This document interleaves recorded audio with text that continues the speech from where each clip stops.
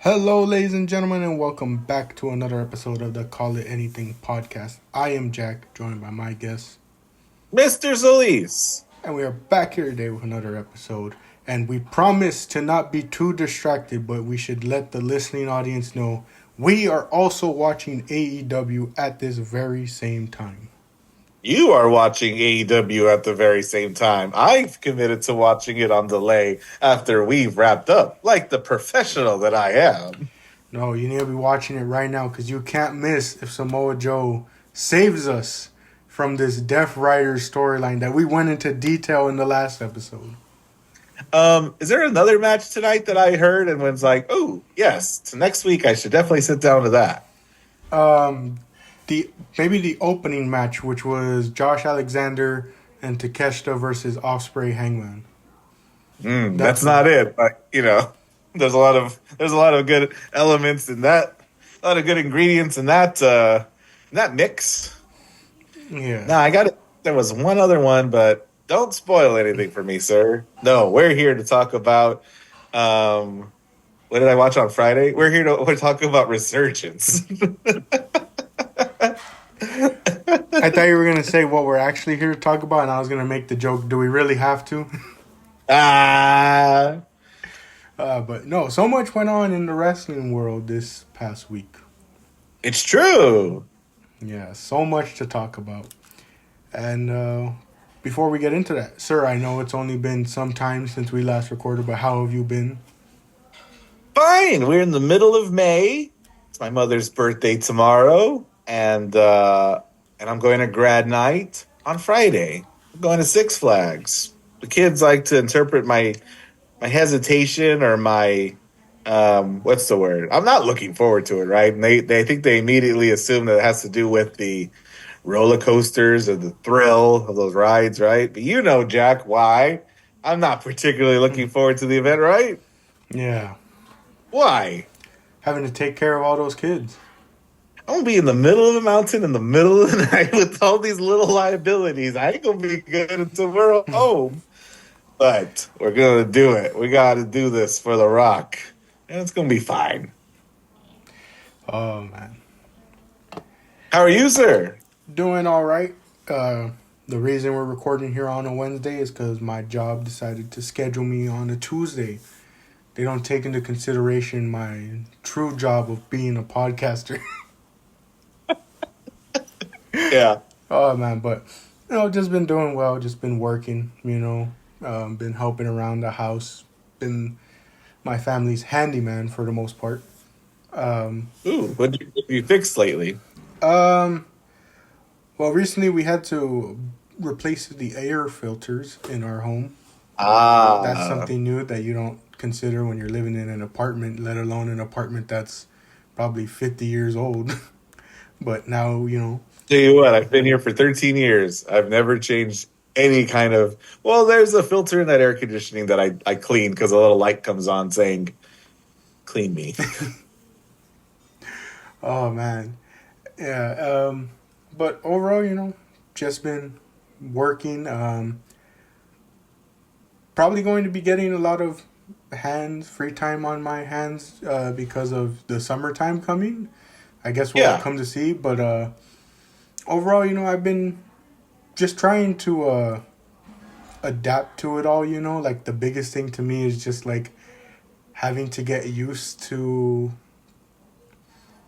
I guess, like actual free time in a sense, because before with like school and when you don't have a job and you're looking for a job, you kind of feel like every second not being used to study, to do some type of work, to not be looking for a job kind of feels like wasted time. And I had always Right. told my dad growing up, I was like, oh, whenever I get a job, the type of job I want or the type of career I want to go into, I want it to be one where like I don't have to worry about bringing work home. Like that's always kind of one of the things that, you know, whenever I would think about potentially teaching, obviously the number one thing was like having to deal with kids and like teenagers was like one of the big things. But Oh, that yeah. was that was another thing that would like kind of like not necessarily put me off, but I would be like, I don't know if that's necessarily for me because of how much you have to like not necessarily bring home, but it's like there's definitely a lot to take into consideration with like,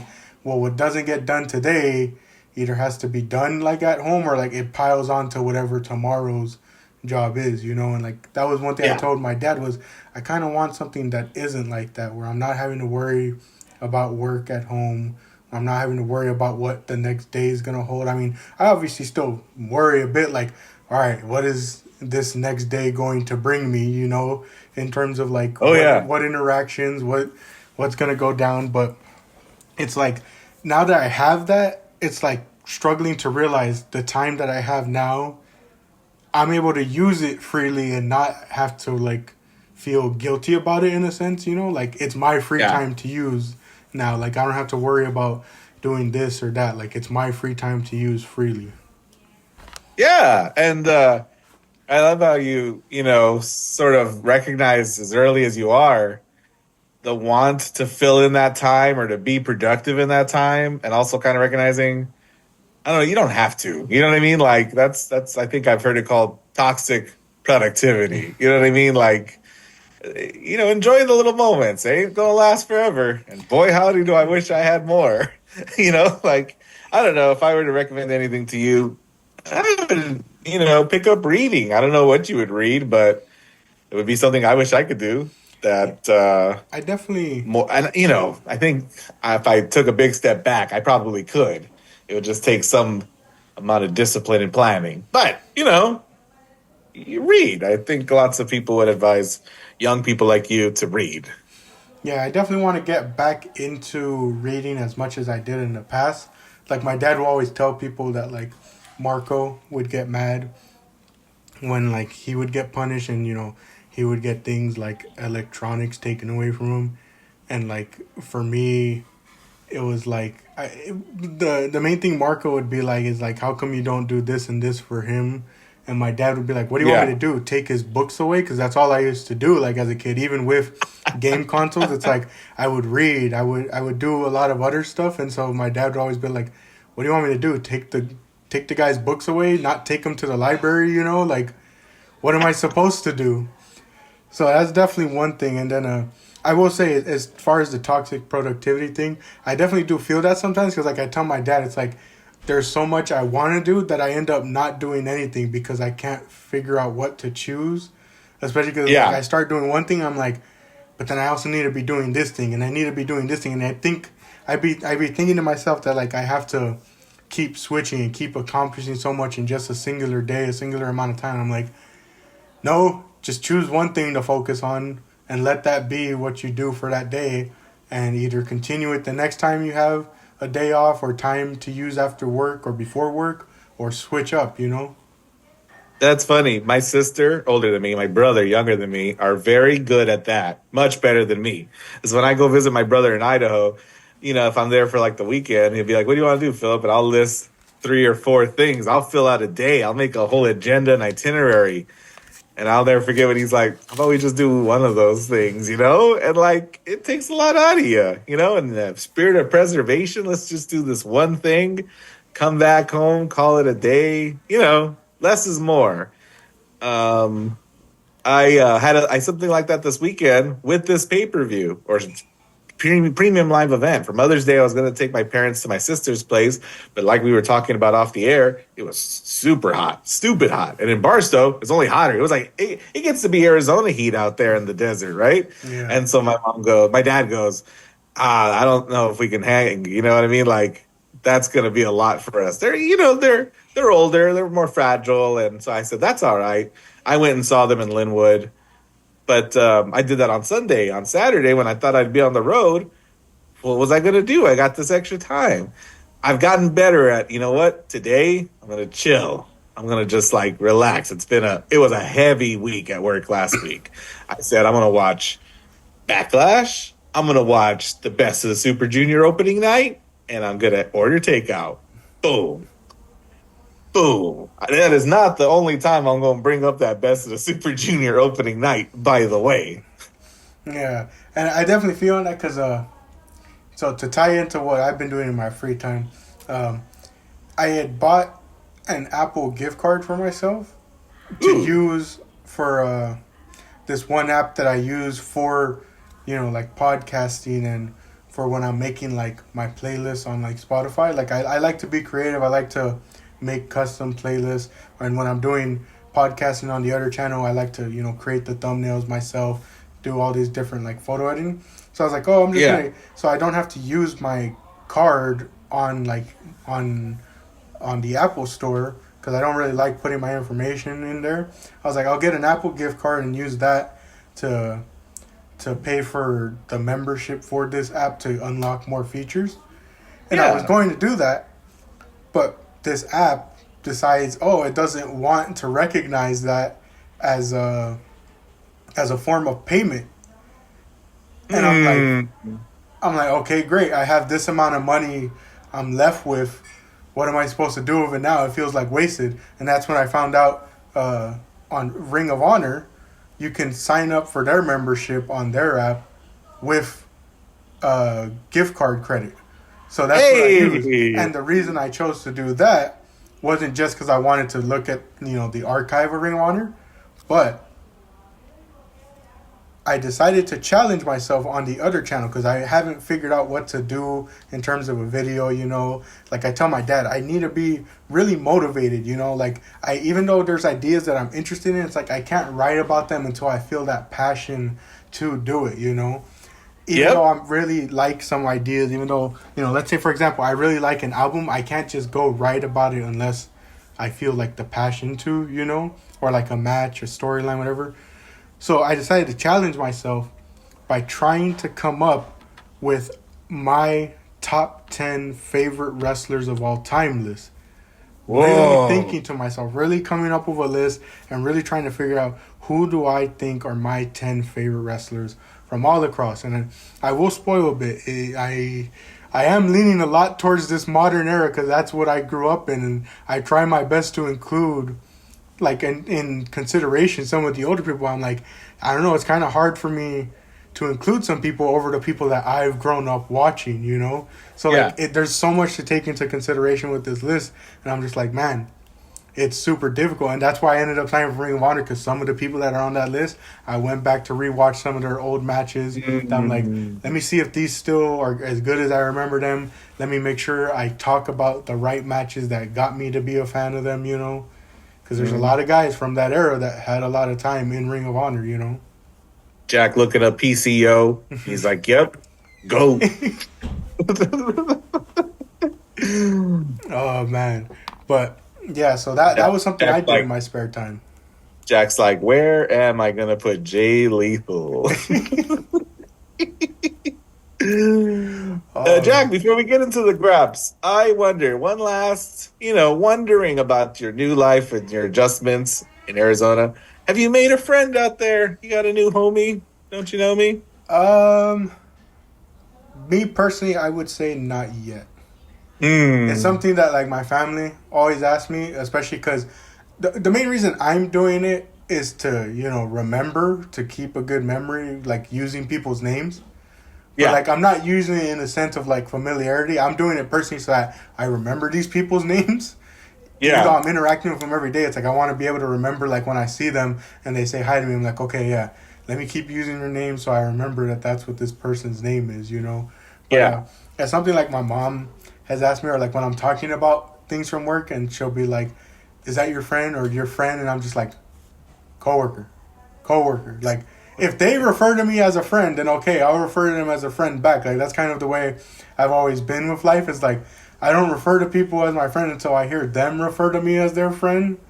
Yeah. But it's like right now I'm just like coworker, and now I've been there for a bit now, but coworker, like nothing yet.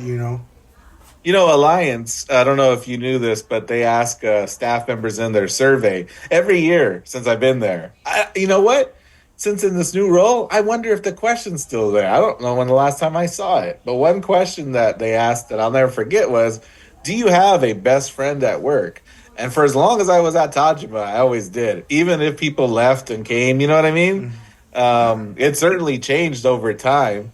But and I don't think I went out of my way to like find anybody, but I was blessed to always have somebody I kind of like felt like, I looked forward to seeing and I looked forward to talking with, like a Santa Cruz. You know what I mean? Yeah. And I came to that new school, and I didn't take long at all, and I was worried. I was like, "Oof, I'm the outsider. Who knows what's going to happen here?" But with that, at a moment, without thinking about it, right? You just gravitate to people who, again, come and go, and yeah, no, even still, and we're having a joke about, I'm the one going this time. What my coworker, she had to leave. She wasn't feeling well. We're doing testing, and she goes, "I'm not leaving you hanging, am I?" I said, "No.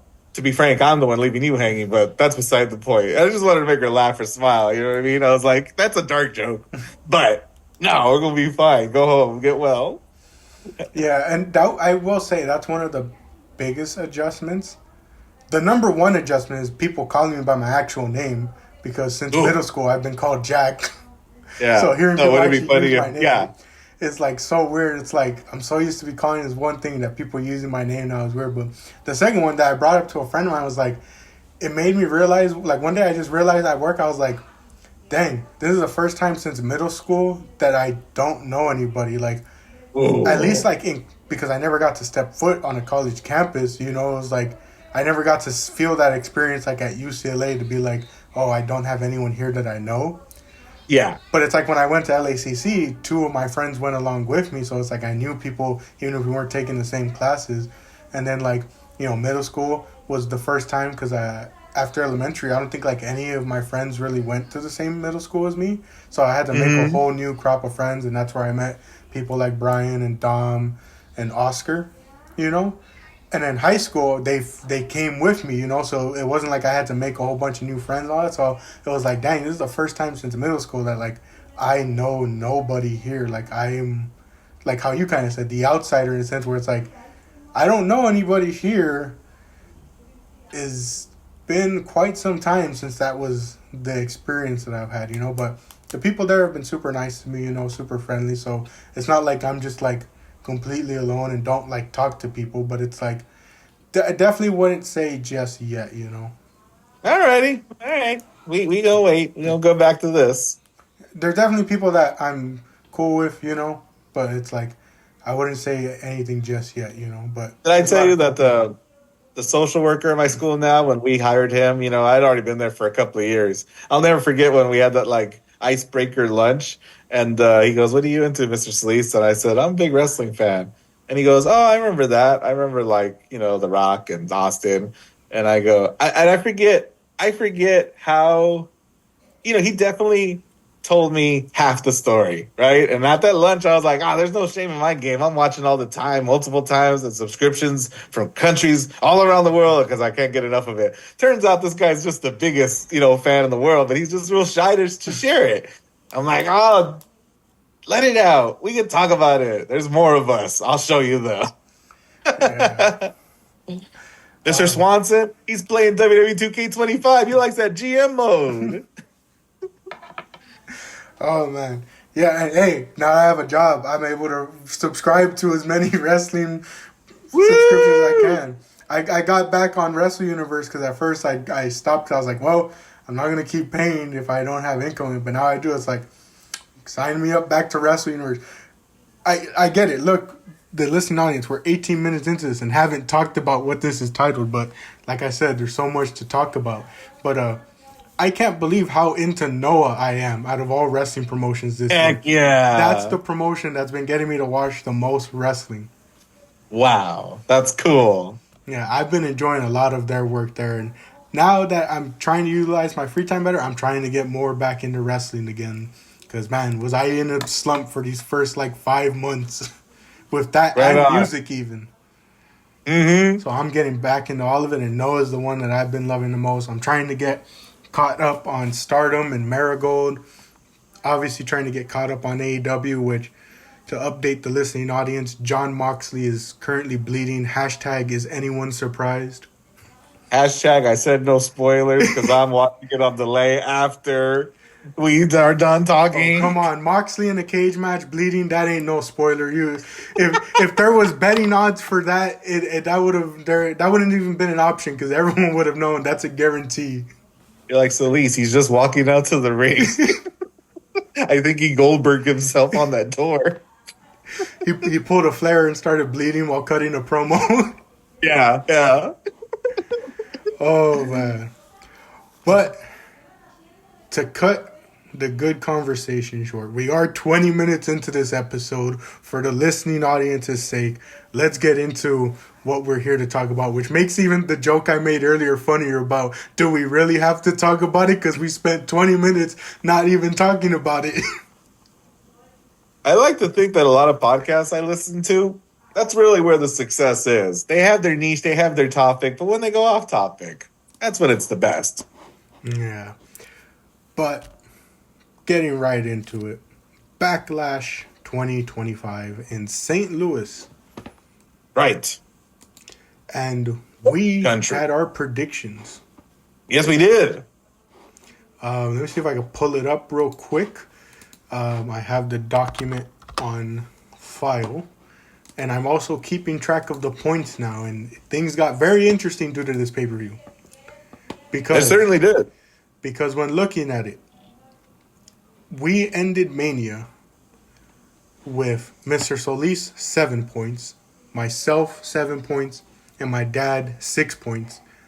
Mr. Solis had a point from Royal Rumble predicting Charlotte to win. I had 0 points overall from not picking either of the correct winners for the Rumble. And my dad got half a point for having the wild card as John Cena. But that was about it. Like, I decided to give him half a point for that because he put it in as a wild card, but not a full point because it wasn't his first guess, you know? So Yeah. that put my dad at 6.5, Mr. Solis at 8, and myself at 7 heading into this pay-per-view. And let it just be known, night 2 of WrestleMania was really rough on all three of us because the only thing any of us got right was Io and Cena retaining or Cena winning the title and Io retaining her title. Everything else, none of us predicted anything correctly. If I knew that I was in the lead going into this event, I might have made my choices a lot more safely. When you said, Mr. Sleaze, what are your predictions? I definitely text you back with my full heart. You know, I'm like, here's what's going to happen, Jack. And we're going to see how that went for me. Oh man, yeah. And my dad sometimes likes to do that, but he also kind of just goes with who he thinks WWE is going to go with, and that plays into his benefit a lot. But so getting the pre-predictions out the way. Mr. Solis, my dad and I predicted Dom would retain in the IC title match. Correct. My dad and I picked Jacob Fatu to retain, with Mr. Solis picking Drew McIntyre. All three of us picked Gunther to beat Pat McAfee. Myself and Mr. Solis picked Becky to beat Lyra, while my dad predicted Lyra would retain. And then all three of us predicted Cena would retain. Correct. So, getting right into Backlash with our opening match. I'm trying to remember if there was anything worth mentioning on the pre-show, but I don't think there was anything in particular, like, before the show starts. So, starting off, we started with... Was it? Which one started? I can't remember. The U.S. title match. There we go. So, it started off with the Fatal 4-Way for the U.S. title. Jacob Fatu versus Drew McIntyre versus LA Knight and Damian Priest. Correct. What were your thoughts going into this match, sir? I picked Drew. Drew, you know, he just needs something. You know, he lost the world title that he held for like 5 minutes a year ago at WrestleMania. Jack sporting his Drew McIntyre shirt, you know, and I'm like, and you know what? In my message to you, I thought Solo would mess something up, you know, and then that would progress that story of Jacob versus Solo. So, you know, that's where my heart was. Give Drew something to do, something meaningful. I do like Damian Priest's character is basically just somebody who's sick of Drew. Like, that's what his character is amounted to. Just ruin, like, Drew was like accusing him of ruining parts of his career, and now Damian Priest is actively doing that. Yeah. This match, though, kind of boiled down to really the two storylines playing out in front of everybody. It was really Drew and Damian going at it in different parts of the arena and ring, and it was Jacob and LA Knight kind of, doing a lot of what they've been doing on SmackDown. Yeah. What about your thoughts on the match itself? It was a WWE multi-man match, so there was that flurry of LA Knight is the guy getting his stuff in until it's not his turn anymore, and it's Drew getting his stuff in until it's Damien's turn to get his stuff in until it's Jacob's turn to get his stuff in. Yeah. And that's kind of how I felt like when I was telling my brother about it. I was like, I don't know, I didn't really like think much of it, like it was Yeah. a good match, it got a decent amount of time, but like I didn't think anything too crazy about it, like I didn't think, oh, this is crazy good match, like Yeah. it was serviceable, it was a good opener, um, but of course the biggest talking point is the ending of the match. Oh, there's two big talking points. I'll let you take the more interesting one. But out there in the crowd, Damian Priest hits South of Heaven on Drew McIntyre on most of a table. And golly, when I looked at that, Jack, I'm not even a guy with an eye for this, but I was certain that Drew hit his head on that concrete. The Yeah. way he reacted. Um, and like I basically watched the press conference because I wanted to hear any kind of update on him. Yeah. But that was a bummer because it was like a good match, you know what I mean? Um, and for it to like, I don't know, I just hate to think that Damian might suffer for the snafu or that Drew might suffer even more for the snafu. Hope all is well. Haven't heard about it at all yet. Yeah, that part definitely sucked. I was like, man, hate to see it. Hope it isn't something that keeps him out too long. Uh, Yeah. Definitely could have set up a bit more out there just to protect both guys, but you know, not much you can do there. But the most intriguing part of the match, I guess you could say, is its ending, where LA Knight is fighting Jacob Fatu on the outside, ready to put him through a table, basically, and then classic bloodline. Someone in a hoodie comes in and starts attacking LA Knight, and you're thinking, okay, who could it be? What other Samoan family member do they have left to add? Who else from this Samoan family with a very vast Samoan heritage, all these different Samoan family members, who could they possibly be adding? Hikaleo. No, of course, it is the man of Filipino descent. It is the man from. He's from California. No, he's from. I know he's a Filipino descent, but I forget where. Honolulu, Hawaii, because his move is called the Tour of the Islands. And they Yes. look at that island part and think, well, that's close enough. It's Jeff Cobb. Whoa. I'm looking for what my friend said because he goes, who's that guy? Jeff Cobb. He's not a Pacific Islander. Wait, are the Philippines in this Pacific? That's what my buddy texts me. Yeah, What'd you think of his introduction, Jack? it was pretty cool. I Yeah. like the idea that someone had that, like, it isn't necessarily him having connections to the Samoan family. They look at it more as Solo knowing that him and Fatu have a history, I guess, and like bringing Oh, them in interesting. as a like way to add to that storyline. Right on. It'll definitely be interesting to see. Honestly, because of Survivor Series last year, I just can't ever get it out my head how much I want Fatu and Bronson Reed to be a tag team because they work really Mm, well. Like I thought that was a good pairing. Very interested yeah. to see what direction they go here with Cobb though. Yeah. Um, I want to commend Jacob for all of the facials that he had, like reacting to Jeff Cobb. a guy who's like jumpy and, gyrating and energy, right? Just to be so still and to have that look of like confusion, betrayal. You know what I mean? Like it was really out of character. It was a lot more character development. You didn't think you'd get that out of Jacob Fatu, but he just has that like, what are you doing here without saying anything? And then he goes in and finishes off LA Knight, retains his title. But aside from that, how crazy is it, Jack? Like, not crazy, I don't know what the word is, but I don't even hate it.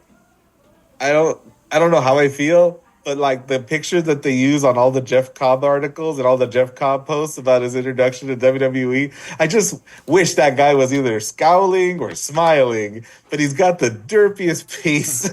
He's like, huh? And they're like, Jeff Cobb debuted tonight on the Backlash. And they all use the same still. And it's him going, mouth open, just, huh?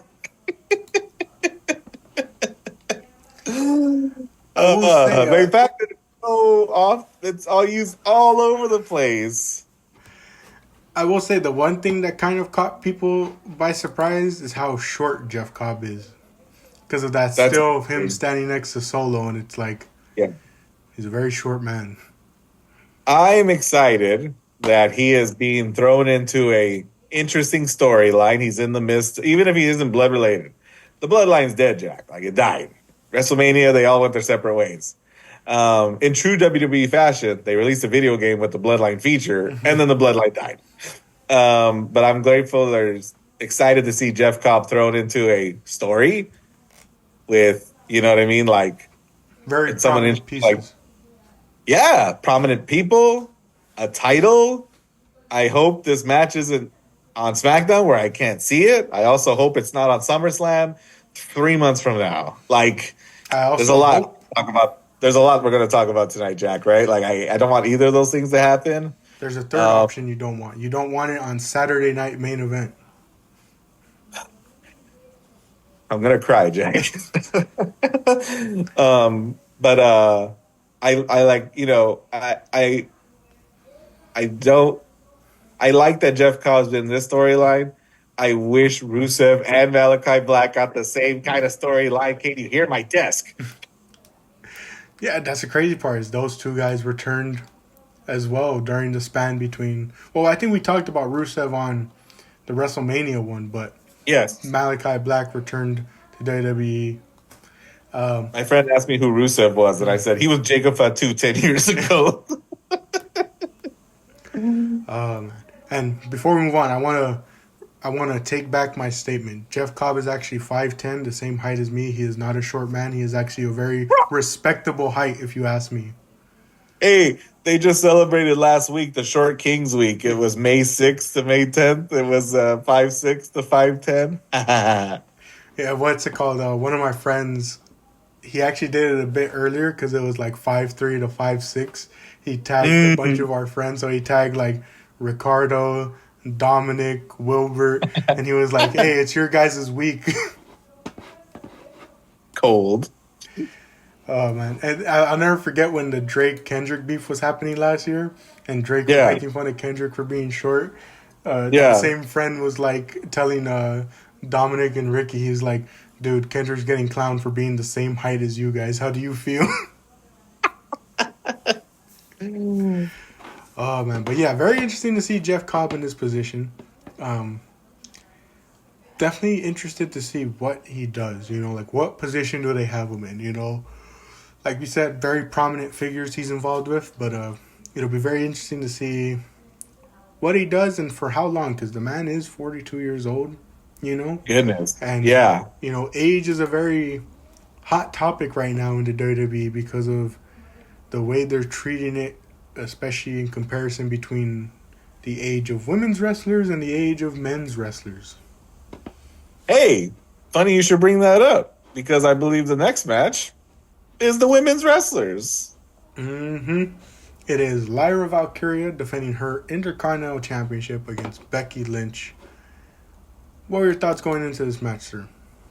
I think Lyra Valkyria is boring.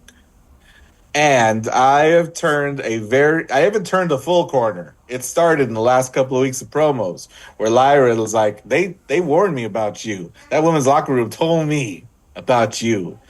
And I'm intrigued, Jack. And she goes, and I thought she got her good when she told Becky, you're the first SmackDown Women's Champion. You main evented WrestleMania. You were the first Intercontinental Women's Champion. Oh, wait, that last one was me? I thought that was a good one. That was more character that Lyra's ever shown, like ever. And then the last bit where she's like, I'm gonna be a better woman than you because I'm already like a better wrestler than you. And I was like, bars. Kendrick and his short king bars.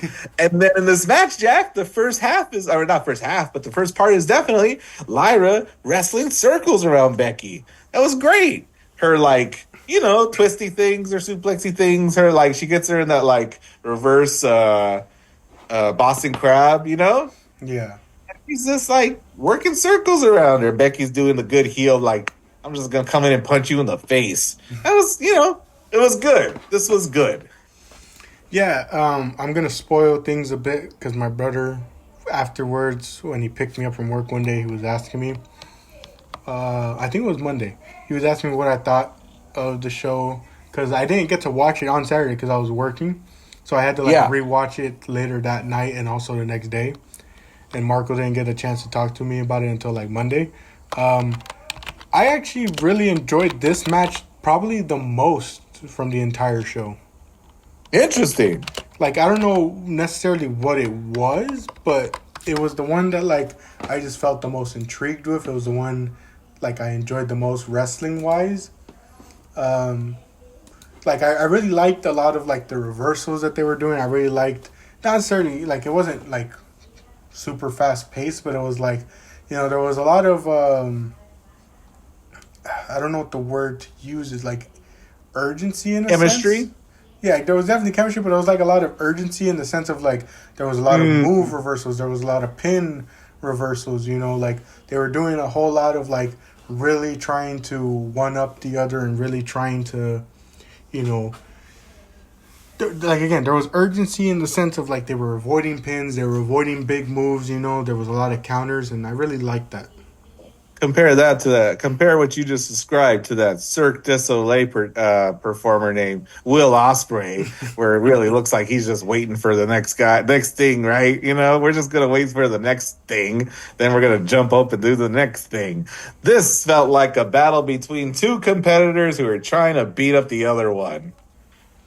Yeah, I really liked it. I think Lyra had a spot where she kept putting Becky in that one move that, Danielson loves to do. I'm blanking on the name, but it's like gets him up in the air, holding. The surfboard. Yeah, yeah. She did that quite a few times, and it was just funny because it was like you think in terms of logic, you're like, well, why not just keep that pose? What more? Like, what can a wrestler really do when you have him in there? But then it's like gravity comes into play because what stopped the move multiple times wasn't Lyra giving up. It was like gravity eventually was bringing Becky down.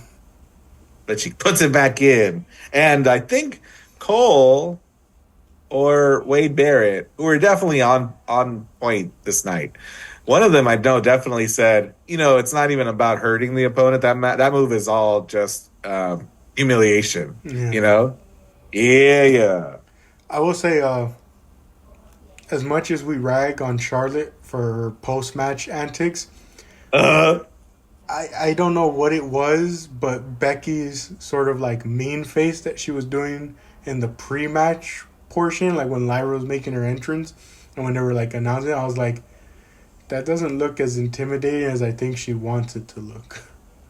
No, and remember when she turned on Lyra on Raw? It's great how in the video package they affirm what I believe, which was like, you remember she just started yelling at her? Like she pushed her to the ground and yelled? I was like, why aren't you punching her? I don't know what the call was, but she like doesn't punch her until later. And then the package, they just show the punches. I'm like, yeah, because the yelling was weird and it wasn't effective. Like, do something. Lyra doesn't know how is she supposed to react except cower. They don't want to see the Intercontinental Champion cower. Yeah. But overall, I think this was, like I said, my favorite match on the night.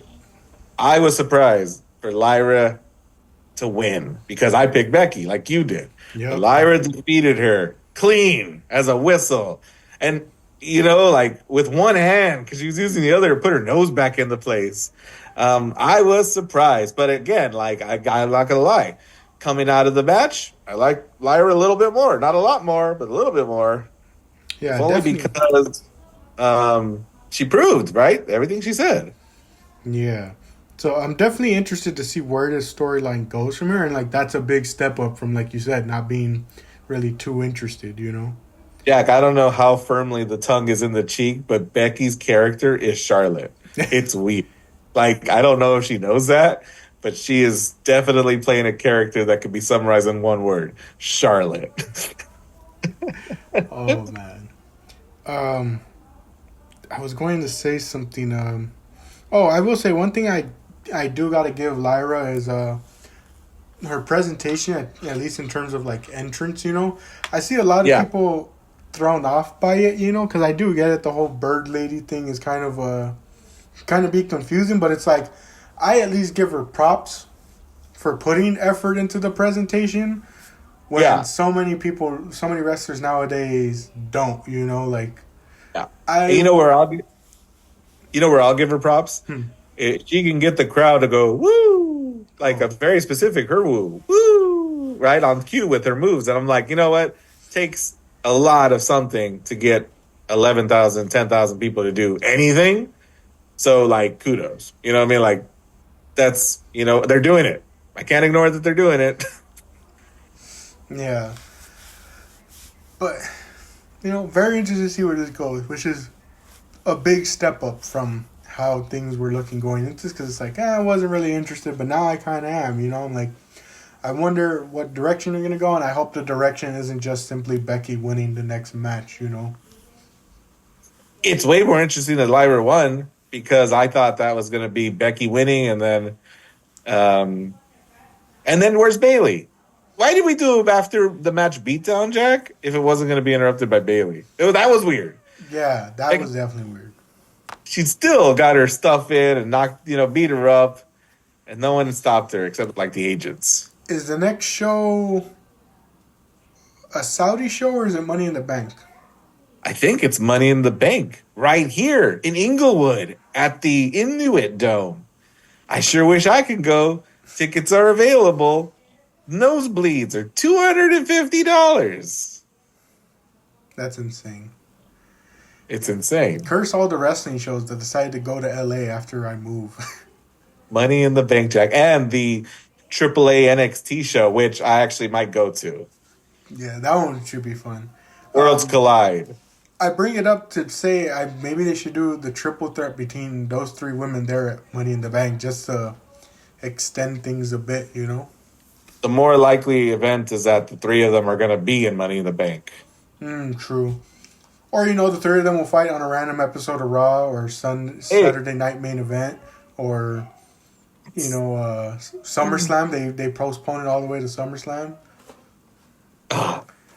we're gonna get later into this review, and I have things to say out loud to Triple H, who listens. He listens to everything. Yeah, you already know Big Paul is listening in on us with his little notepad. Just like that certain soft drink fellow named Phil listens in. Hoping that one day I'll give him his flowers. He's not on my top 10 list. I'm letting you know right now. I mean, if you're talking about generations of wrestlers too, like I hear you, I feel you. Oh man. But moving forward, we have the men's Intercontinental Championship match now. Dominic Mysterio versus Penta. Yep. What are your thoughts on this one, sir? This one was I tell you what, Jack, maybe it was around here I started to think and feel like I was watching Raw. Like I between the definitely last felt two let down matches by and this this one. one, I don't know what happened, Jack. Like I don't know what made this PLE premium. Like I was really, I think maybe at this point really reckoning with what made this particular night premium. Um, because I feel like I don't know. This is definitely a match I've seen on Raw. That stage I read now I've seen in the background. I'm like, it is the Raw stage, and it's only a matter of time before our buddies at the Judgment Day reveal themselves, right?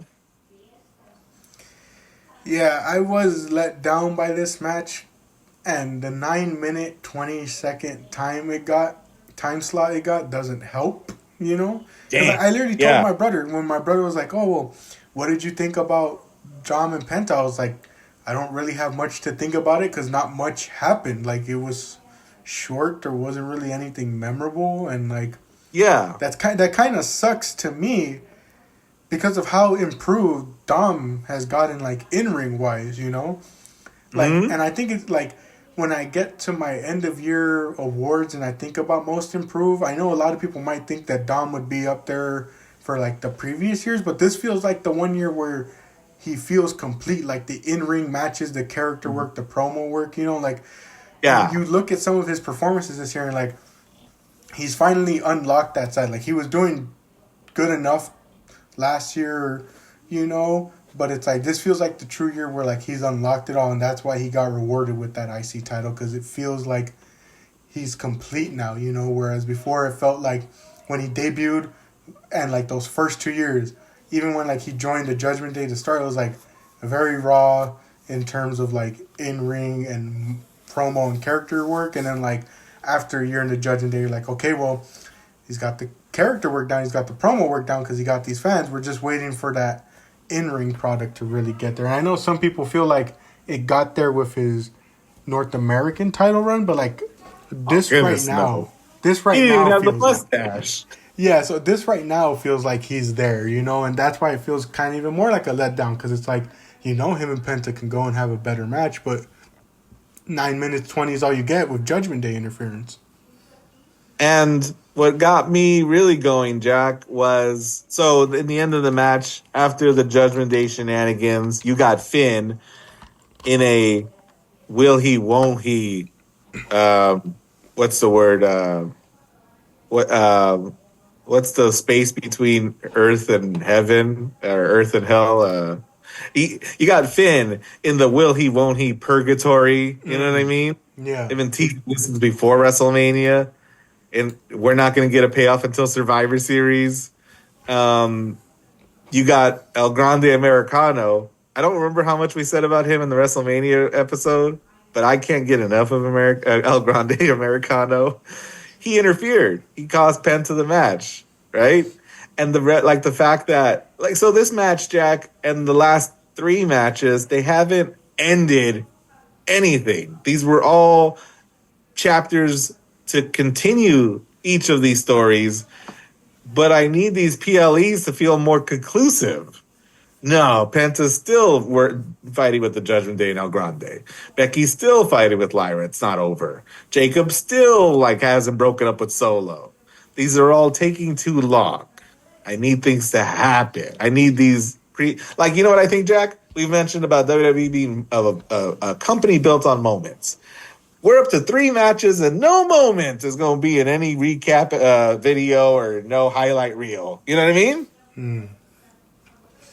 Yeah, and you know that especially feels true. And like you said, this Dom Finn thing has been going for a bit, and it's not to say that you can't have long term because that's the number one thing. Is oh, you know that's the number one thing people try and throw you is oh, they can't do long term storytelling anymore because the fans don't want it. It's like no, it's just Triple H's version of long term storytelling is hey, let's take a year to tell a story that should be wrapped up in 3 months time. And you know what's frustrating, Jack? Like we used to have Brock Lesnar as the part-time guy who was not around. Then we had Roman, who was the part-time guy who was not around. Jack, the reality is a lot of these guys feel like part-time guys who aren't around every week. Yeah. So that means their stories all last, they're all like being inflated, you know? Finn Yeah. isn't wrestling every week. Dom doesn't wrestle every week. I saw someone when they were talking about Cena's like final matches for his last part. Someone was like, "Can we please get Cena and Roman one last time?" And someone goes, "That entire build would have to be through Zoom calls." And the two of them are on Fox News talking about people don't want to work. Where was Roman? Where is he? Did he do that interview from his house too? Yeah. Always funny to hear people say they don't want to work. They don't want to work, as if WWE doesn't have the craziest, high maintenance schedule with all the house shows Mhm. and all that and all the tours. And there's all sorts of wrestlers that are doing those. And meanwhile, the big guys are like, I'll show up every 3 months. This show, Jack, that we're talking about, like what gets me every time you mention Saturday night's main event in a cheeky, I'm so funny kind of way. What's the difference, Jack, between Backlash and Saturday night's main event? Nothing. What's the difference? I saw someone say Saturday Night Main Event has become WWE's version of AEW's Battle of the Belts. Goodness gracious. Oh man, but yeah, I don't know. I'm let down by this one, definitely. But our penultimate match of a PLE, a Mm-hmm. premium live event, the penultimate Mm-hmm. match is Gunther. Hey, that sounds like a noteworthy name for a PLE, Here specifically we go. the Eltzer, get your semi-main stars event ready. Get them all ready. versus Pat McAfee. God dang it. Isn't it funny how we were talking about the way Gunther's been handled, and like this is the follow up to his Mania match? I'll tell you what, Jack, for all you say about how Gunther's been handled, I still think he's been handled better than the world heavyweight champion Jey Uso, who didn't even successfully defend his belt against Seth Rollins. Oh man, you want to know how bad things are getting? I was How at about work. that? I was at work. Things were slow. No one was around. I'm just standing there and I'm pre-thinking about what I'm going to say on this podcast about this match. That's how bad it got. I started fantasy booking in my own head because of how bad things have gotten. I was at work thinking about this, thinking about what am I going to tell Mr. Solis about this match. I know what I'm gonna tell you about this match. Do you want me to go first? You want you to go You first? can go first, because if not, it's gonna end. Well, both of us are gonna probably extend this to like Mania, where we take 30 minutes just talking about Gunther. All right, Jack, check it out. I will be the yin to your yang, and I will tell you what I told my buddy, who also thinks Gunther's being, you know, handled badly. I'll say, hey man, this is what I saw. I saw Pat McAfee get three or four moves connected together in a flurry, and Gunther kicked out at one. Why didn't this match end in a squash? Because for some reason, Gunther had it in for Michael Cole. Every time that match could have ended, he locked eyes with Michael Cole for some reason. Like that's what I don't even think it's my head canon. He prolonged that match on purpose, right? I'm like, all right, it's not all dire. It's not all doom and gloom. Um, and he wins. Spoiler alert: he beat the retired football player, and Pat looked awful. He was red. He was gassed. And I was telling my friend who goes, hey, I didn't know he had an NXT run. I should give him more credit. I said, I hated his NXT run. I hated how good they made him look. This is how his NXT run should have gone. He should have looked red and gassed and hurt. He should have had that bloodshot eye. But the one thing that I cannot forgive, Jack, the one thing I cannot look past is that at no point did I think Gunther hit him with anything that, that really could hurt him. I wanted to hear a gunshot crack of a slap. I wanted him to break skin, and I don't know why he didn't do it. And I think, am I asking too much? Am I setting the bar too high? And then I turned on the best of the Super Junior tournament night one, and Kosi Fujita said, "No, Philip, you are not setting a bar too high." And he took Francesca Akira's chest and went crack, and I heard it, Jack. And ASMR hit my eardrums, and I went, "That's what Gunther should have done to that stupid guy." He should have pulled a Keith Lee and take over Portland and quiet the crowd, and then hit him with that chop. I don't care if they slap their legs, Jack. I want the sound. That's Rip headphone my beat, users. Jack. Howdy. Yeah, He lost. yeah. It's Don't all don't about remind me. it's all about being all gas and no brakes. You know what I mean? So My biggest complaint isn't with the way this match went. It's just the after part because I'm like, why are you shaking this man's hand? Ah! After what Mr. Solis and I talked about in the last episode, why are you shaking this man's hand?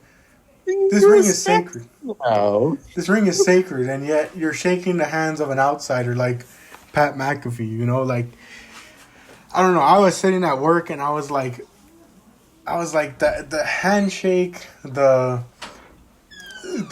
tapping out. You know, when Gunther taps out to someone, like it should mean something. You know, like it should be something very rare and all that. And it's like they could have even done a storyline with it, you know. Like I know it seems so dumb that like people getting respect from Gunther. Like why would anyone care about getting a handshake from Gunther? But it's like that's the thing. You could have turned that into a storyline where like so many wrestlers are determined, and even if they don't beat him, it's like it's still like as we've seen through many years of wrestling, it's like the handshake could simply come from, hey, you took me farther than I thought you could, which is what some people were saying for Pat, but it's like, did Pat really do much in the 14 minutes that this match was to garner that, you know? Like you said, he was beaten all red and all that, and it was like, it was mainly Gunther just playing with his food, you know? Like, I don't know, I wasn't the biggest fan of this. Yeah, I got two things to say to that. Two things. How you said about the storyline. Kane versus Orton. Back in, remember when, I think it was on SmackDown, Randy beat Kane up so bad, Kane shook his hand. Kane came back with a mask and said, you made me a different person. And, you know, they made that into a storyline, you know?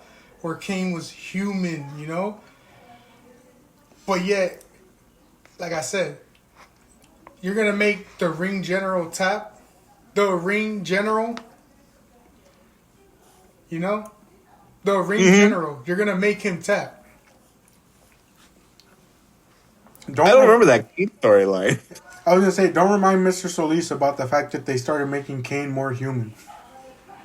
You know, I'm not even as mad about him being human, talking, revealing his face, never once again putting on the full mask, as much as I was how bad his choke slams got. What's worse, though, making Kane human or the Undertaker's first run of the American Badass, basically saying he's human? I loved the motorcycle gimmick. Loved it to death. I loved it until Hulk Hogan came along with his motorcycle gimmick, and they had that match. Amazing. Deadlock fodder, Jack. I was literally going to say, Deadlock has covered that exact clip. I've seen that clip where he's dragging Hogan through the back. And speaking of Hulk Kane, Hogan not being able to start Undertaker's motorcycle. No, and speaking of Kane, Undertaker having to stand there and look like he's worried and scared. my favorite one that they've done, it actually involves Kane, where you're talking about he's having a match with Jericho, and they're like showing them pre-match backstage, and Jericho's walking backstage, and then they show Kane walking through a red hallway, except they don't cut off the clip, and so you see him walk out, and it's just this tiny tunnel in the middle of a big corridor, and it was like, dang. It was like they didn't cut it, so you just see him walk out, and you're like, he gets his own tiny little tunnel in the backstage area. It went from aura to cringe really quickly. Oh, man. But Pat McAfee earned Gunther's respect. Just like we would earn that Gorilla's respect after he killed the other 98 guys. And we said, hey, man, we're cool, right? Oh, man. I loved seeing people come up with lists, and I'm like, that's how I know these people haven't watched any wrestling. Give me some of those Samoans, and it might be able to happen. But Pat McAfee getting Gunther's respect. AI-generated sentence right there. Enough with the salt, though. We'll continue on to our main event. For the first time ever. What's that? That's not the first time ever that this match has happened? No, not at all. That's not how they built it at all. It's like the 14th time this match has happened.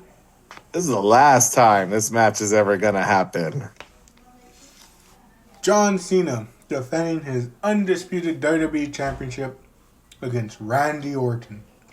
In his backyard, I think with his wife in the front row. I didn't know what to expect from this match. I also can't, I don't have like the, strong memories or emotional connection to their feuds because like when they feuded in the 2010s, I'm an adult, and like over Cena's everything. I'm certainly watching the show for other guys on the card. He's literally Okada, and I'm like checked out when it's his turn at the end. Which is funny because I was a teenager, and you would think Dirtbag. you would think I would know more, or like that would be like the first memories I have is like Yeah. TLC 2013, anything in 2011. I'm pretty sure they more than likely had a match in 2011 somewhere maybe. Yeah. Actually no, 2011 he was stuck with Christian, but 2013 for sure. I don't know 2012, maybe 2010, 2009 I think for sure. Breaking Point 2009 was the I Quit match I think. That's Maybe. one of the ones I remember the most. But funny enough, most of the memories I have is the late 2000s stuff that mainly involved Edge and like Shawn Michaels occasionally, like that's the kind of things I remember.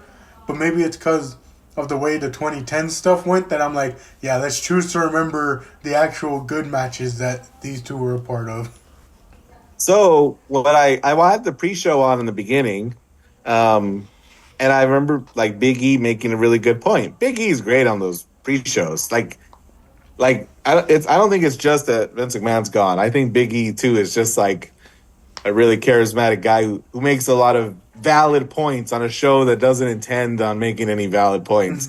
But Big E said that Cena's going to try to slow things down, but Randy Orton thrives at that speed. I'm like, hell yeah, he does. He spent his whole career slowing things down. I'm like, how is Cena going to react to that? And then he said that at WrestleMania, Cody lost the belt because he wouldn't, fight dirty. He had the belt in his hand. Cena hit him with that, woe is me, don't hurt me, right? And Cody fell for it because he Sting. And so he goes, Randy isn't going to fall for that. Randy Orton, he'll fight just as dirty as anybody. I'm like, hell yeah, he will. And in the beginning of this match, Jack, we got the old eye poke. And Randy Orton goes, poke you back. I thought that was great. Shout out Biggie, we miss you, man. Miss you. I'm pretty sure he said on. I saw someone say that he might have said on his story, which because of how short those things are up, I probably missed it. He might have alluded to the fact that he doesn't know if he's ever going to wrestle again, but he's found his place in that pre-show. Even though it's not something a lot of people watch, he does really well there, and it is funny that he brought up the whole age thing about women's ages versus men's ages, and people were like they were like, how do they feel about him saying that? And it's just like he's probably at that point where he's like, I'm just gonna be myself, like just be him. Yeah, and shout out Biggie. He also got engaged and is gonna be getting married soon. Adorbs. Yeah, shout out him. But yeah, I do like that point that he mentioned about Orton thrives in that methodical style, and that was the biggest thing to me. Was I was like, what is when I was saying about I didn't know what to expect from the match. The main thing was how much time is this match getting? Like I know Orton, I know Cena, but the thing is, can either of those two men go? Go that far. Like I saw people saying, like I saw one guy saying, "Oh, a cool 15-minute match between these two would probably work best." And I'm like, that's not how WWE operates. That main event got to go at least 20. And it went 27 minutes and 50 seconds. How long? 27 minutes and 50 seconds. 27 minutes. It was this is my match of the night, Jack. Because it ticks a couple of boxes that we'll go through. The first of, Jack, I have to say, my number one box that it ticked, I can't believe, Jack, that in 2025, Randy Orton, babyface, veteran, fighting for his 15th world title in his hometown against, one of the biggest heels today, put on a chin lock, unironically, in the middle of that ring. He doesn't change at all when he flips the moral coin. My man put on a chin lock like it's 2009. Classic methodical ordering. I always found it funny growing up. I wasn't trying to be, a smart blank, blank, blank, but it was like, I would always find it funny that people would be like, Orton wrestles this methodical style, and I'm just like, you guys can just say he's slow, like he's wrestles a slow paced style. You don't got to throw the word methodical in there to make it Methodical. sound like grander than it is. He wrestles a slow pace. That's not a bad thing to say. Like he just takes his time. He does a lot of rest holds. You don't have to You go ever throwing out heard? that word. You can't You ever just heard say any? perchance. We used to call him Randy Borton. He does the punches in the corner. Thought it was a classy move. He did not 10, he did 14. Lingered, then hit 15 to mark his 15 championship attempt, or maybe.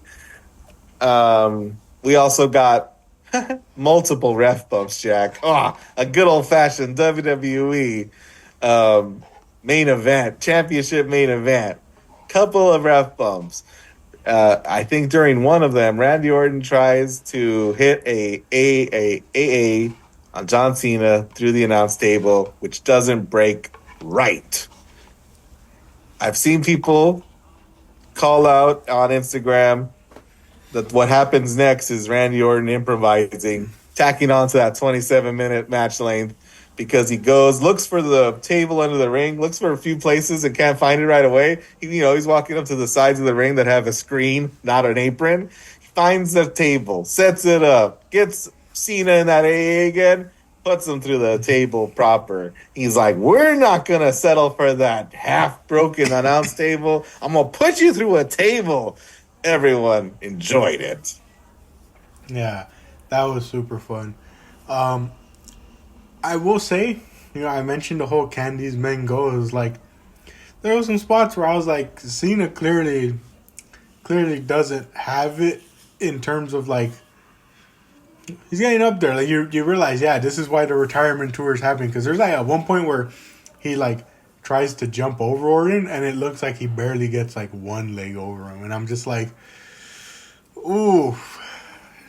Then it drives me crazy, Jack, how commentary are glazing him up, saying he's in the best shape of his life. I'm like, guys, come on now. You literally saw him at his physical peak 15 years ago. Like, this is not quite that. Yeah, you could literally go 20 years ago, 2005 was when you argue he's at his peak, At least to me, maybe 2007, but like I always think of that one photo.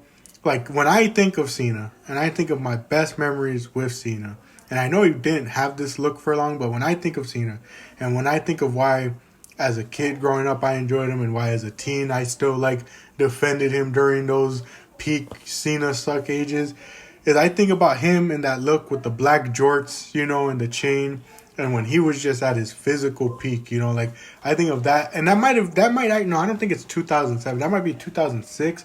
It's either 2005 or 2006. But like I think of that scene, and I'm like, that's his physical peak. And like, of course, he was young. That is going to be his physical peak, But it's just like that's the image I have. So to hear them say that, it's like we can be a bit honest, And I think that would actually play better into this retirement story, retirement tour story, as if you'd like have the commentators being honest. Like I wish they would play more into this whole insecurity thing because they hinted at it with the post show press conference. That like there's some insecurity in John Cena. Like I think it would be super cool to play into that when you have someone like Michael Cole who always is calling him the GOAT is being like, well, maybe he's losing a step or Cena's not looking as sharp as he used to, and like having that play into it, like especially because Yeah. it's like for a man who was so bulletproof for most of his career, who didn't let the fans, get to him. It's like imagine now in his final run because he knows like there's no point after this. It's like he's so determined to not end on a bad note, to not have just a bunch of negative spewed about him during his last run. Like he wants to beat those ghosts of the past who, didn't hang it up before it was too late, like that kept going even when they shouldn't have, that just had their legacies tarnished by, wrestling when they shouldn't have. It's like you could add so much that element to this storyline where like that's playing into Cena just wanting to keep going out there, but having to deal with so many people being like, I don't think he has anymore. Or he's slowing down. He's missing a step, and you just have to deal with like that insecurity about it. I think I think they've already started to do that. I think completely unintentionally with the promos that led to WrestleMania. The fact that he's like reacting to the things that he's been ignoring for so long, Yeah, you can't wrestle chance, the ball chance, like I like that. Like he's already shown himself to be more insecure than he's ever shown himself. So like there's that. I think it's by complete accident that this isn't, as well crafted a story as it could be. But Jack, I wonder, what do you think about this match? Was it better, the same, or worse than the WrestleMania 41 Night 2 main event? I'd probably say it was better because I felt a little bit more interested in it. I thought it was better as well. We haven't even gotten to the best part. Yeah, so this match starts winding down, and We've a hit bunch of AAs, move we've hit reversals. RKOs, lefts, right, and center. Yeah, we even had both men doing each other's moves. Mm-hmm. But then that's when we get another ref bump, Love it. and then Orton's going for the punt. I'm going to punt this man. We've been wanting to see this man punt somebody since before WrestleMania. Oh, we didn't go to the part where we had all them RKOs because the ref got bumped and all them agents came out and they ruined everything, right? yeah, Randy Orton hit an RKO on Aldis and Shane Helms, and I think that was Petey Williams and Jamie Noble. That's gonna send the crowd happy, Jack. They don't realize that this is the consolation prize, but the RKO Fest, that was a good spot. I enjoyed it. consolation prize like when they had KO and Sammy beat up the Usos and Roman after Sammy lost to Roman in Montreal. Wah wah wah. But yeah, so Orton's lining up that punt, wanting to take him out. And then, as a surgeon, someone predicted before the show, R-Truth steps in. He sure does. R-Truth, of all people, steps in to stop Randy Orton from hitting the punt. And that allows John Cena to hit a low blow, then use the title on Orton, and then win the match. He's ruining wrestling. Oh, you guys don't get it. It's bad on purpose. I definitely think this match was better than the 41 main event.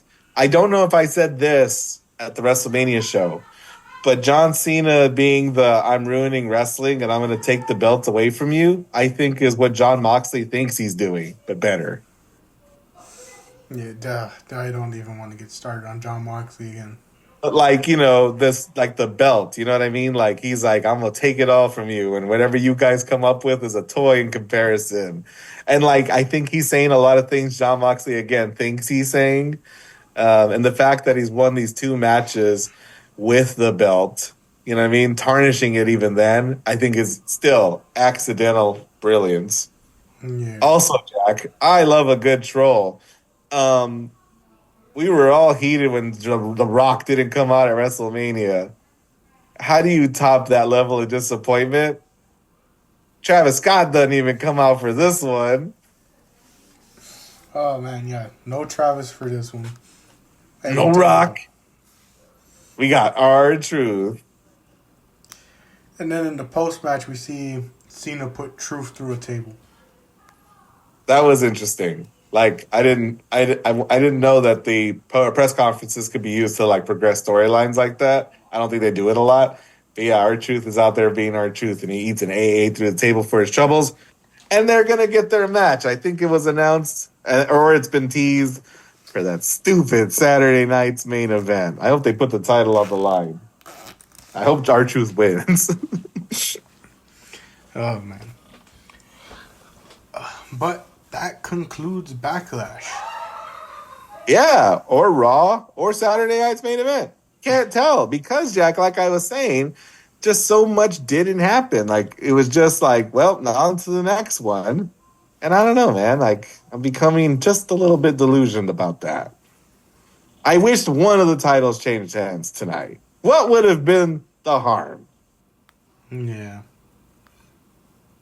Yeah, I don't know. It was an alright show. It wasn't anything crazy to me. Like, Becky Lyra's probably the best match to me on this card I enjoyed, and that was Yeah. pretty much it. Right on. But, how about SummerSlam? Ugh. Ah. But after this, Jack, I watched the best of the Super Junior tournament night one, and I was like, this is what keeps me going. Francesco Akira slapping the vowels out of Francesco Akira's name. I think after this, I watched, let me see, what did I watch? Hold on, let me pull up my spreadsheet that I have keeping track of wrestling. Did I watch anything after Backlash to cheer up my mood? Let's see. While you look up that, I also saw Resurgence. Nothing to write home about. I would say that Backlash was a better show than Resurgence. I don't know if you heard, Jack. You're not going to see Resurgence, are you? Oh, I already saw everything about it. I didn't watch it because I looked at it and I was like, yeah, no, sorry. I was like, nothing's really intriguing me here. Mercedes Moné lost one of those belts. Finally. She wasn't pinned. And she did that Becky, I'm lingering for too long and it's awkward. I'm not doing anything. I'm upset, but like, I don't know, man. Punch somebody. Yeah, and AZM is the new strong champion. Yeah. I do want to bring up, since you brought up Resurgence, the joke I told Mr. Solis when we were talking about Resurgence before it happened, that Goto is seeking to have as many title defenses as the years that he went without getting that title. Man is putting in the hours. He's putting in the work. Honestly, they should let him go all the way to Wrestle Kingdom. Goodness, why not? I don't know who you'd have challenge him. Yeah, Takeshita. I would take it. I would take it. Build that up.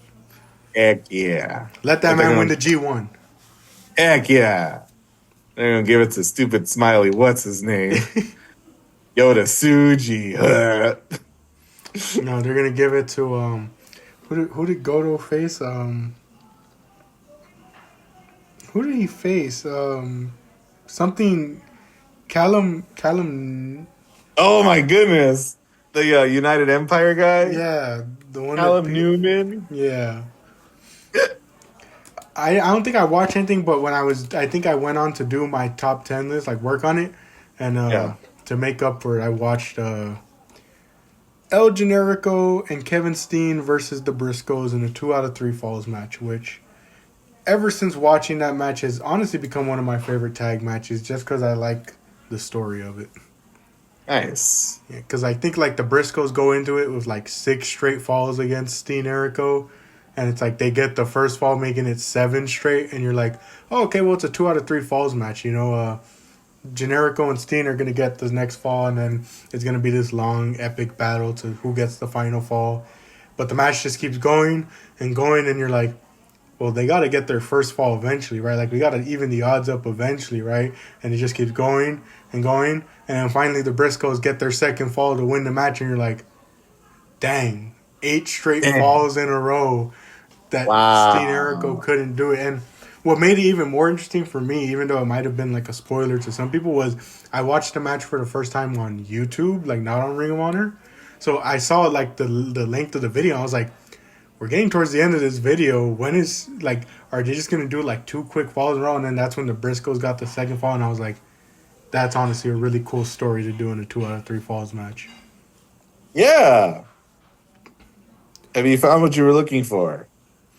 I said I don't think I watched any wrestling after that aside from like rewatching, but I see. My spreadsheet for this year is very thin. Like there's only 1 match from AEW, 4 matches from WWE, and 2 of them involve Io. And then my other section literally just has the Goto Zack Sabre Jr. match, and then 4 matches from Noah. I have a pretty long list. I was looking at it recently because I added to it this weekend. There are matches that I typed that I don't remember. They're going to get cut pretty easily. But one that I definitely put myself to see this weekend, Jack. I'm going to tell you about it because it probably isn't going to make my top 10 list, but it's just a fun talking point. I watched Minoru Suzuki versus Butterbean from WrestleMania week. Did you hear about that match? I think I had heard something about it, but like I didn't even ever see like highlights or like really look into what it was. I'll tell you why you haven't seen any highlights from it, Jack. Dave Meltzer gave it negative 459.7 stars. It's weird, Jack. Like, I get the sense that Minoru Suzuki doesn't speak English. I met him once, and I'm like, for a guy who's wrestled as many, English-talking guys, like, I guess it's interesting how you still don't know English. But all that to say, you got a guy who doesn't speak English versus a guy who can't do a lot. God bless him. Every time he did anything, it was a testament to DDP and the work that he did with him, that he was able to walk, get in the ring, move, right? But he can't do much else. And so, like, again, we're talking about Minoru Suzuki. This could have been 15 minutes of just slapping each other, but Butterbean done got a slap in him, So they can't improvise. They can't talk to each other. Butterbean can't do nearly as much as Minoru Suzuki thinks he can do. By the way, Butterbean's older than Suzuki by 2 years. So, like, the physical disparity is incredible. Minoru Suzuki's in, like, incredible shape by comparison. It is garbage, Jack. It's a double count out. And Dan Sever's the referee, and he never does anything. Like, how did you not, like, talk about this before you went out there? How did you not come up with, like, and then Dan Sever punches Minoru Suzuki in the face? Jack, Minoru Suzuki also fought that doll. I got to watch that next match. It's a DDT show that happened WrestleMania week. He fights the doll. You know the doll, right?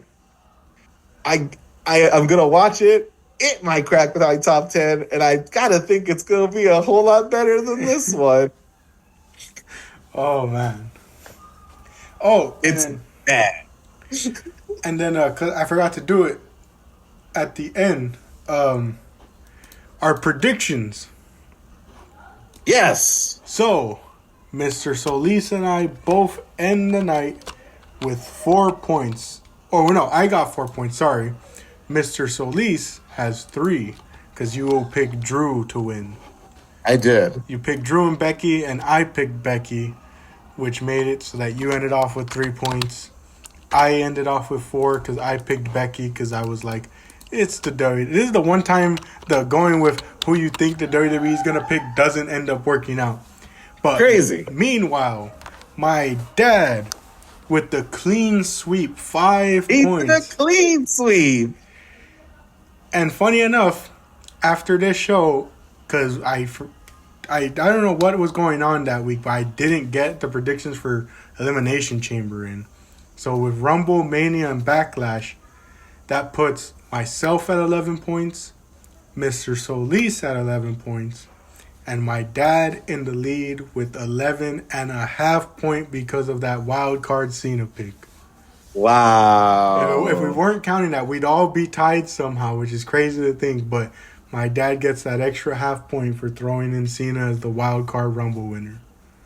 Oh, wait. Well. Wait. No, wait, I just realized. Jey Uso won the Rumble. He doesn't get a half point for that. I kept thinking Cena won the Rumble the entire time. I don't know why I did it. Jey Uso won the Rumble because he kicked Cena out.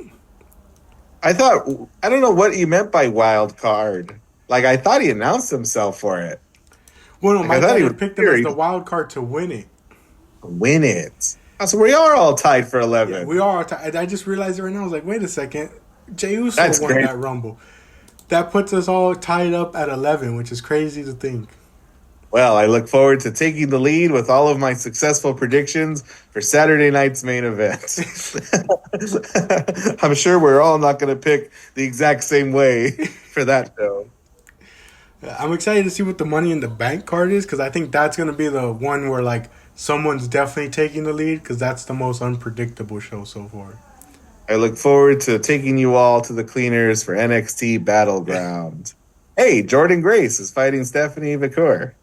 Oh, that'll be an interesting one to watch. Yeah, I know the Castillos are big Jordan Grace fans. And then 2 nights of SummerSlam this year. Yay! Yay! I can't wait for one of them to feel like a SmackDown on a Saturday. Or it's gonna feel like Mania, where it's like, why is one night like good but doesn't have a good main event, and the other night is terrible matches with a good main event? Tell you what, Jack, like, I just want Backlash to feel like Backlash. You know what's funny? I say that. I don't remember any memorable Backlashes, you know? Maybe I'm overreacting, and maybe this was a very backlash. Like, maybe my rose tinted glasses are just a little too thick, you know? Yeah. I don't know. Maybe it's because of the way they do them so closely to each other, and so like it's tough to really differentiate. It's tough to really build things. Because I mean, this happened what, like 3 weeks after Mania? Yeah. So it's like, what are you supposed to do? You know, like you can't really do much in that time. I just wanted to do something. Make me feel alive. Please. And you know what's crazy? After John Cena beat Randy Orton, he got a mic. He got the mic and said, I want competition. And then nothing happened. What did he do that for? Except he's ruining wrestling. Why did he make it feel like somebody was going to come out? Like, was that? I don't know. This show could be described as a segment. It would be Cena with the mic after the main event and then nothing. Oh, man. But anything else in the wrestling world worth talking about? Point one to the sky for R.I.P. Sabu. R.I.P. Sabu. I'm going to watch that match. Spring Break, Joey Janela. It's on my list. Yeah, I'm going to catch up on that. Tomorrow's my day off. Probably got stuff to do around the house, but I'm going to figure out, what am I doing? Am I doing something music related? Am I doing something wrestling related? We will see. Nice. And then I'm going to grad night. And I'm not coming back with the kids. I'm going to go hide in the mountains, become a mountain man, and live off the fat of the land. People will take pictures of me and make whispers and legends about me. And then I will be out there, Jack. Don't worry. I'll call into this after that show in June. And I will continue being asked questions that I don't have answers to. But with that all being said, thank you all for joining for this episode of the podcast. I'm Jack, joined by my guest, Mr. Solis. We thank you all for joining for yet another episode, and we'll catch you all in the next one.